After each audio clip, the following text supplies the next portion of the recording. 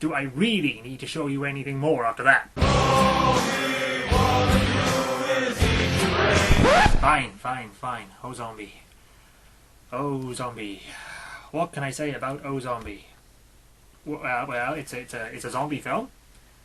A zombie film featuring Osama fucking bin Laden. Yeah, bin Laden. You may have heard of him. You know, he's got a kind of a well-known past. You know, husband to 6 wives, father to an estimated 26 children, and yeah, he's kind of the instigator in the most devastating terrorist attack on the free world in the recent memory. Yeah, that bin Laden. Alright, evaded capture for years, was assassinated back in 2011, which, you know, obviously makes him the perfect antagonist for a zombie film. And it's boring. Yeah, and out of all the things I could say about this movie, the one thing I wouldn't have expected to hear myself say at the conclusion would be that it's boring. But it really is. I wasn't even aware that this film existed until a few weeks ago, where in work, the new release arrived and this little beauty was sitting atop of the pile. I didn't know of it, and I just felt this urge to purchase it and review it, so now thinking back, that just might have been gas. The things I do to meet a quota. Osombie is a film that just completely baffles me that it came out as the film it is.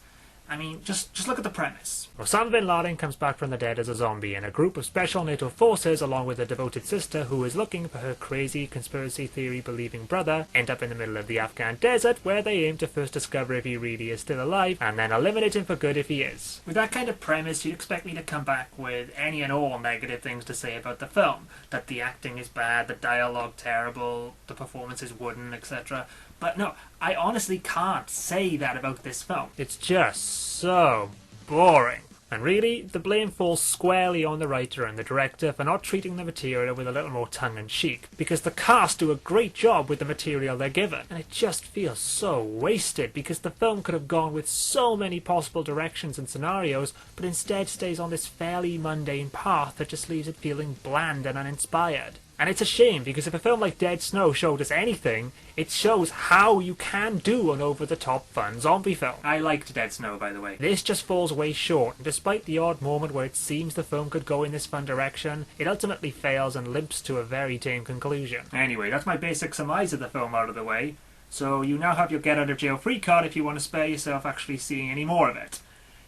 If you don't, and you still want to watch it on, please be my guest. We open with the assassination of Osama bin Laden, complete with hit squad infiltrating his compound, blowing a door off its hinges, and then being attacked by a group of walking Afghan zombies. Headshot! Oh, a zombie film where the characters already know that shooting a zombie in the head is the way to go. That's actually quite refreshing. Initially, when I watched this sequence, I was getting the impression the angle the film was going for was to treat all the events like they're nothing out of the ordinary, and just have the cast playing it totally straight, while the film slowly gets more and more out of control and absurd. Sadly, they go the way of having the cast continue to play it straight, but then the film itself doesn't get any more absurd, so it kind of leaves everything in this weird sort of holding pattern. One of the troops is bitten, and after tracking bin Laden, they eliminate him, but not before bin Laden injects himself with something. Bagged and tagged while being flown back to an American aircraft, the bitten soldier turns on his comrades just as bin Laden revives, and the helicopter crashes into the sea. Meanwhile, at a nearby beach, a very large and deserted beach, a young couple frolic in the sands before the female decides to go swimming.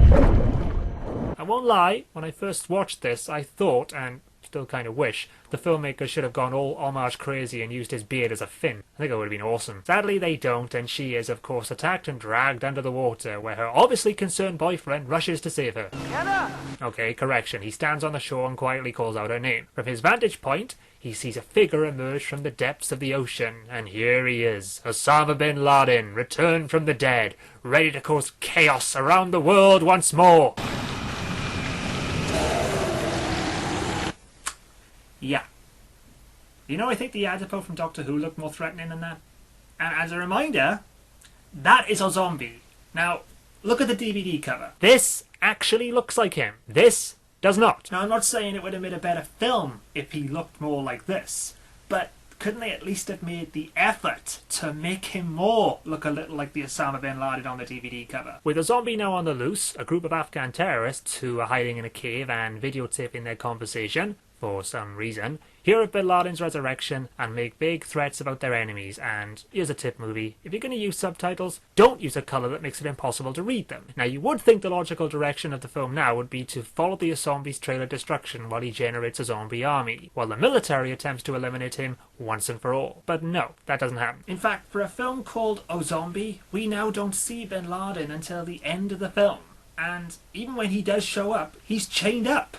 It's just got this feeling of, what's the point? Some undisclosed time later, in the desert, also located in Afghanistan, we meet our group of NATO Special Forces being led by their captain, who goes by the name Welshy, which is an awesome name, by the way, and a wonderful drink. And his squad members, Herc, Doc, Chapo, Chip, who seems to have a shirt fetish, DC, I hate you, Carol! Who seems to have woman issues, you just had to have the dog, didn't you? Joker, why aren't there any Walmarts in Afghanistan? Because there's targets on every corner. And Tomboy, and I'm sure that haircut is in regulation, where they come under attack from zombies! And following protocol to the letter, they first get permission to attack the horde of zombies, who are rapidly approaching. Request authority to engage, over. Okay, now what would they have done if they'd been denied permission to engage? Just sit there and get eaten? Run away in the blistering hot desert whose heat wouldn't affect the charging zombies? I guess Whiskey's just a stickler for protocol. Now, this is an area where I felt they could have gone in a different direction and played up the absurdity of fighting zombies in the desert, but instead they just play it like it's a normal attack, which initially can be quite funny, but eventually something has to happen. Maybe just a wink at the audience, otherwise it is just an army film with zombies. With permission granted and armed with some of the most powerful weaponry available at the moment, many of them equipped with scopes for sniping and pinpoint accuracy, our heroes do the smart thing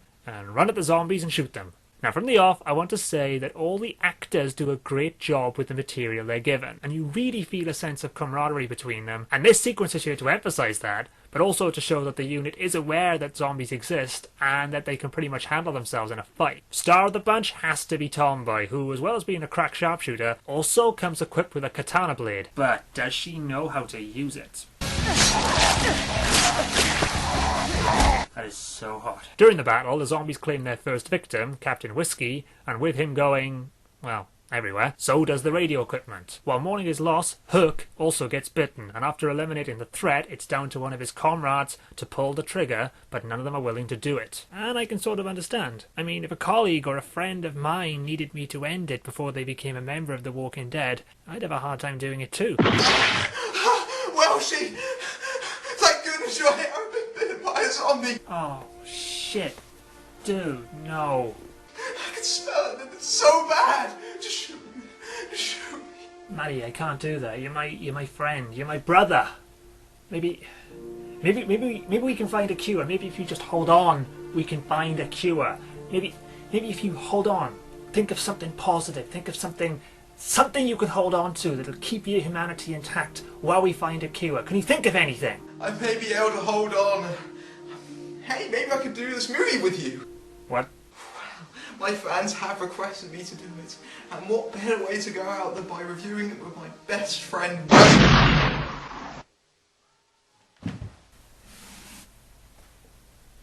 Moving on. I'm still okay! Ah! Is that a no then? God damn it. I don't want your crappy crossover commercials in my video. God damn it, it's like I have no control over these things! With everyone thinking of an excuse to not put Herc out of his misery, Tomboy, pardon the pun, mans up and decides to do the honours. Figured you'd do the same for me.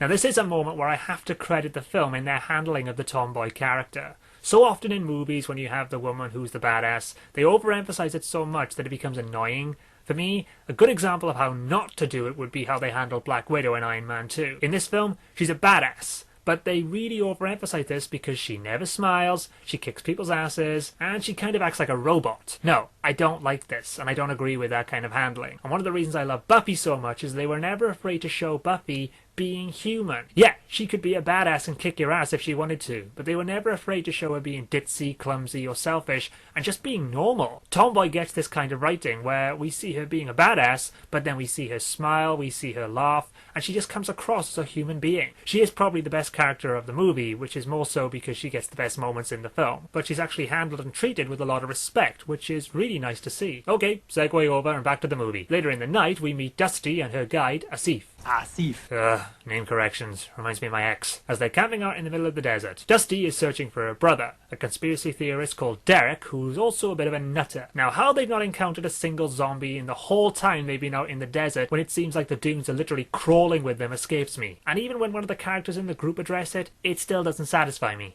How long you been out here? A couple weeks, including the week it took to get here. You never came across him till last night. Yes, exactly. That's just a question. It's not an answer, and pointing it out just makes it an even bigger plot hole for me. Of course, if she had encountered them, she'd have been turned into a zombie, and I'd have been spared at least one annoying character in this film, but as it stands, Dusty is here with her guide looking for her brother. Nothing to be afraid of? Wait, what are these? Stealth zombies? Weeping angel zombies? Why is it they only ever make a noise when they're actually seen? Asif is killed and turns pretty quickly, but the troops arrive and clean up the area. Dusty explains her story, and having lost her guide, and having a small gun to her name, she's allowed to stay with them in the hopes of getting out of the desert alive. The next day, we meet the elusive Derek, as he very awkwardly pickpockets a zombie, and then kills it. And no one heard that? I mean, seriously, he wasn't exactly Solid Snake-like about it, and look, that zombie turns and sees him! Okay, 2 scenes previously we saw zombies charging across the desert, and now there's a group of them ambling around, and when they see another man, they don't give chase and follow him. What? Oh, they probably think he's annoying. And they'd be right. Moving back to the troops, Dusty, taking the position of the audience, asks the question how exactly zombies are walking around the desert. And we finally get our explanation. Godsmack was a biological agent. In order to increase its resale value, someone was bulking the formula by adding other biological agents to make a sort of biochemical cocktail. Now, personally, I'd have been happy with them just blaming it all on the Umbrella Corporation. And given how totally absurd this dialogue is, I credit the actor for delivering it with such a straight face, but I feel this is an area where the director really should have allowed a little camera winking to take place. And it was at this moment where I started to realise that the film wasn't going to have any fun with its premise, which is not a good sign when you're only 39 minutes in. Back with Derek, he meets the kid from Star Wars Episode 1, feeds him, and then sends him off to his family. Yeah, that's it. We never see him again. Well, I guess they included this to show that Derek's a nice guy. But no, I still think he's an idiot. Back with the troops, Chip and DC show their friendship by lightly sparring with each other. Doesn't seem like lightly sparring with each other. And following another zombie attack, Doc gets bitten, which pisses off Tomboy. I was supposed to have your babies. Yeah, but was he aware of this? I guess showing her spank his ass earlier in the film was supposed to tell us that they were in a relationship. Doc attempts to retrieve his gun, but gets ganged up on by the zombies and turns very, very quickly, while still holding his grenade. And for some reason, he begins running towards the troops while the rest of the zombies just walk. So far we've had running zombies, stealth zombies, walking, stumbling zombies, and stupid zombies. Consistency! Managing to finally hit the grenade, Doc is put to rest, and with the rest of the zombies cleared, Tomboy mourns Doc's loss by swinging her sword around, while Joker himself seems to have picked up a mark of his own. If you're worried about zombie offspring, don't be. You can still have my babies. I like that. It's funny and pays off her line, which really came out of nowhere. This is what you call friendly fire. I guess it's true. Females must enjoy hitting their male friends. It does actually explain a lot about my friendships anyway. To create a better chance of slipping through the zombie fields undetected, the group decide to split up, with Chip, DC and Dusty going in one direction, Tomboy, Chapo and Joker going in the other. Back with Derek, he discovers a truck with an obvious zombie inside. So he smartly removed the zombie from the truck without shooting it. Smart guy. Nice. A tad overkill maybe, and an overuse of bullets, which just begs the question, how in the hell has Derek managed to survive this long? Following the group of Tomboy, Chapo and Joker, who I'll call Group 1 to make it easier, they chatter away and actually raise a good point about zombies in general. So where's all the zombie crap? That's true. Now think about this for a second. In every zombie apocalypse film we've ever seen, we see hundreds of thousands of the Walking Dead roaming the streets, and there's never a question about what happens to their shit. Is there a zombie janitor that goes around and cleans it all up? Do their internal organs still work? Are they able to fully digest their food? Please don't answer this question. It's going right up there next to what does meta mean. Maybe they're bulimic. While venturing through a cave, Tomboy, who is still grieving, kills a few zombies while Chapo and Joker talk about Chapo's sister's Beanie Baby obsession. This is another area of the film where I think they were trying to have this comedic moment by having Chapo and Joker talk about something so mundane and normal while Tomboy cuts up a group of zombies. But it just does not work, mainly because it's filmed so flatly, and there's no real energy or life to the conversation. If anything, Tomboy is, again, the best thing about the scene, but she's hardly shown. Okay, that was awesome. Back with Group 2, they walk into an ambush and DC gets caught with some shrapnel in his leg, and after Chip removes it, he cuts an artery and proceeds to bleed out all over the floor. But with zombies and insurgents attacking, they're forced to move out. Team 1, meanwhile, walks into a minefield and encounters a zombie attack of their own. All seems lost before Derek arrives and saves them.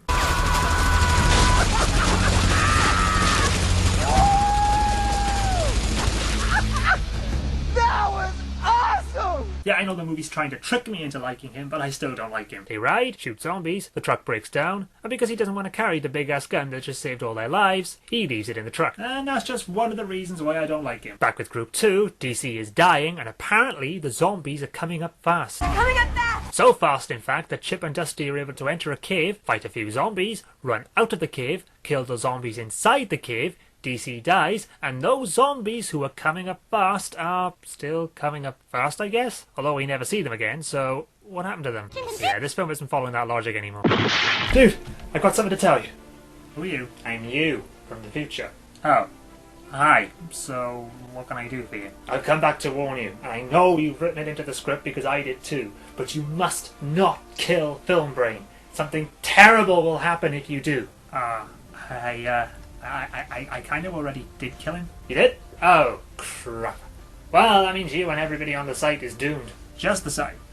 Because if it is just the site, that's going to make a lot of people off YouTube and a lot of people who post on forums very, very happy. Yeah, true. But sadly it starts with the site, but then moves on to affect the whole world. Well, that sucks.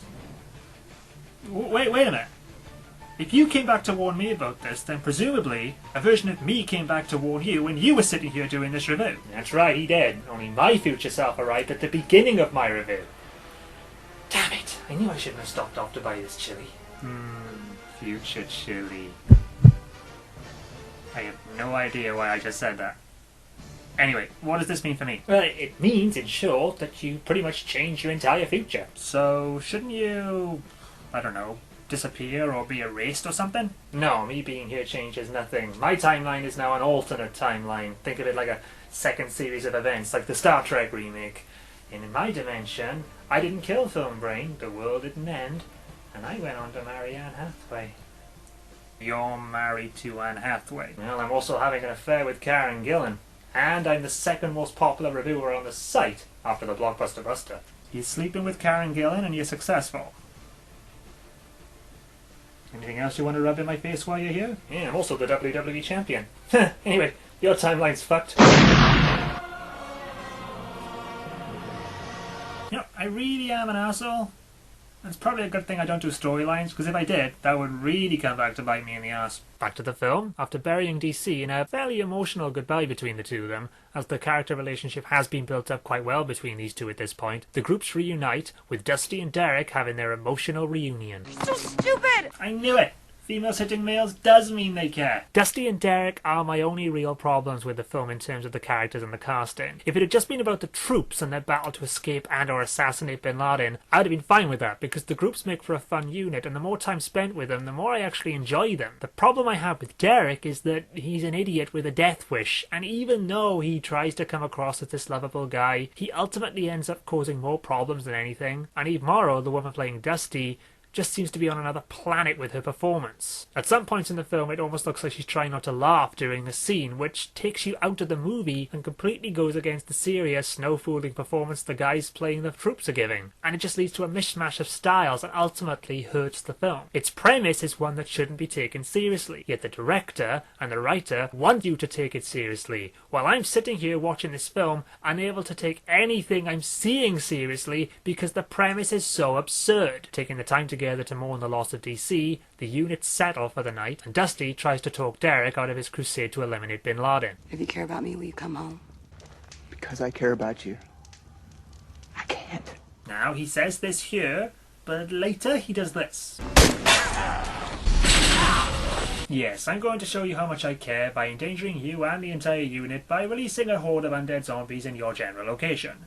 You utter cock. Before this though, Derek has a dream in which he imagines Osama bin Laden attacking him and Dusty when they were children. I think there's a touch of symbolism in here somewhere. And upon awakening, ooh, bad acting there, buddy, he leaves the camp, and even though Joker watches him go, he doesn't follow, or even care. Which not only sums up my feelings towards Derek, but actually this whole film by this point. Wish my brother wasn't so stubborn.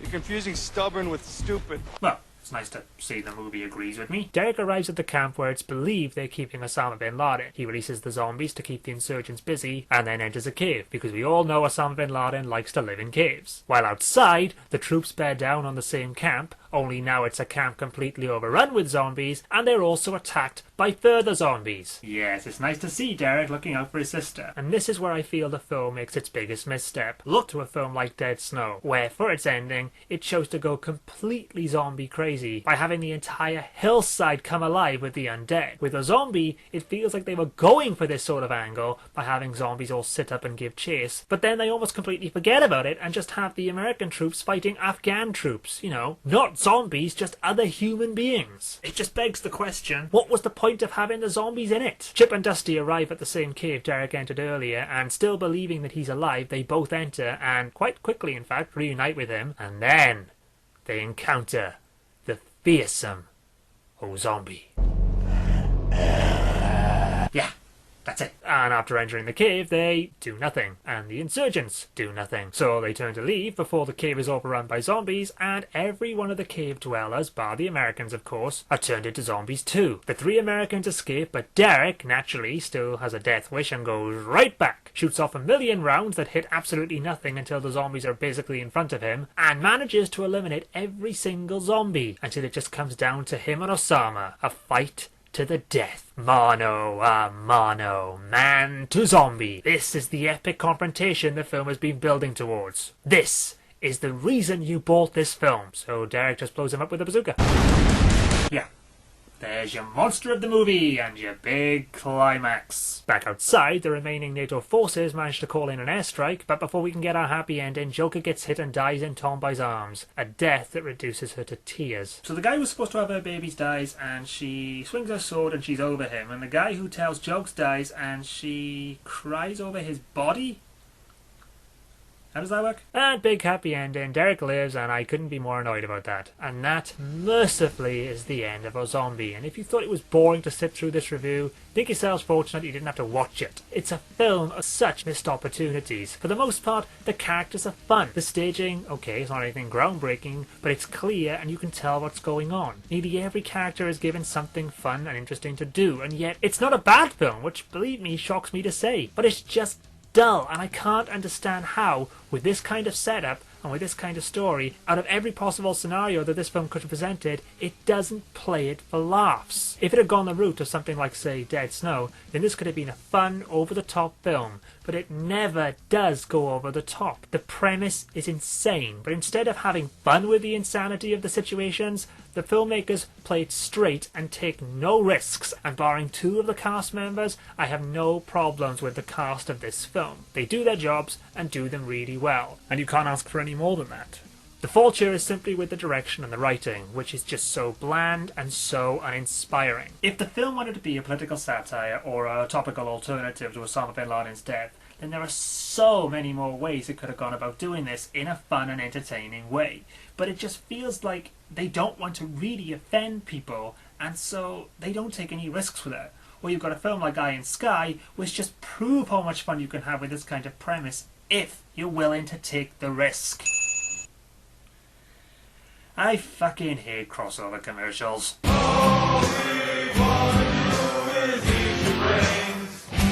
at an impasse here. Maybe we should compromise. Open up the doors.